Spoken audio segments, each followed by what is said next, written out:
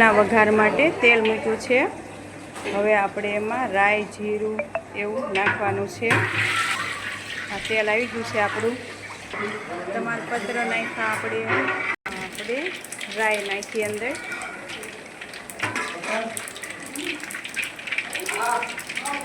જીરું નાખ્યું આપણે, લાલ મરચાં નાખ્યા, હિંગ નાખી, આમાં હવે આપણે ટમેટાની ગ્રેવી નાખવાની છે। જો આપણે ટમેટાની ગ્રેવી અંદર નાખી છે। હવે આને ઉકળવા દેવાનું છે। હવે ચણા નાખ્યા અંદર, પહેલાં આપણે ચણા નાખવાના છે।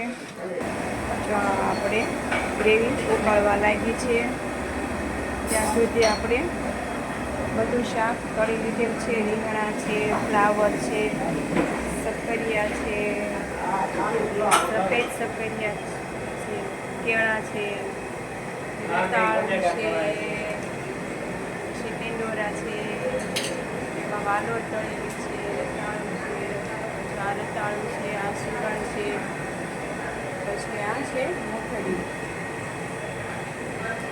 હવે આપણે મીઠું નાખવાનું છે। જો આપણે મીઠું નાખવાનું છે બધું। હા, આપણે હવે આમાં હળદર નાખી છે।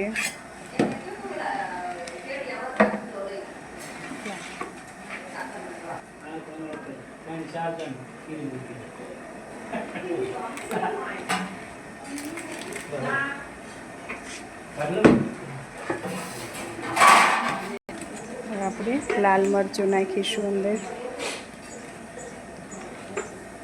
5 થી 6 ચમચા નાખવાના છે આપણે। આ રીતે ધાણા જીરું નાખવું આપણે। હવે આપણે આ મૂંગફળી નાખવાની છે, આમાં નાખવાની છે। હા, આપણે સુરણ નાખ્યું તળેલું। આપણે રતાળું નાખવાનું છે એમાં। તો આપણે રતાળું નાખ્યું છે। આ આપણે કેળા નાખવાના છે।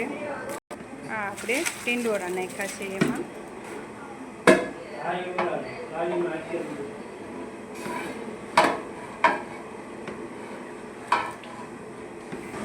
શક્કરિયા નાખ્યા છે। રીંગણા નાખશું આપણે તળેલા।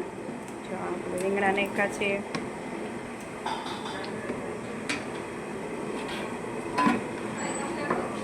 લીલા મરચાં નાખ્યા, લીલા મરચાંની ગ્રેવી આમાં નાખીએ આપણે।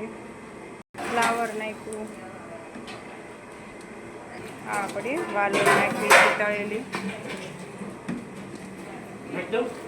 બટેટા નાખ્યા,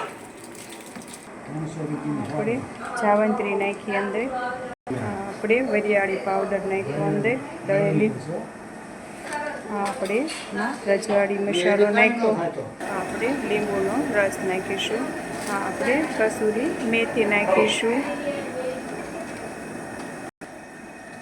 જો આ આપણે તજ લવિંગ બાદિયાનો મસાલો છે એમાં નાખવાનો છે। આપણે ધાણા એમાં એડ કર્યા છે ગાળવા માટે। જો આ આપણું ઊંધિયું તૈયાર થઈ ગયું છે। ઓમ શાંતિ મિત્રો।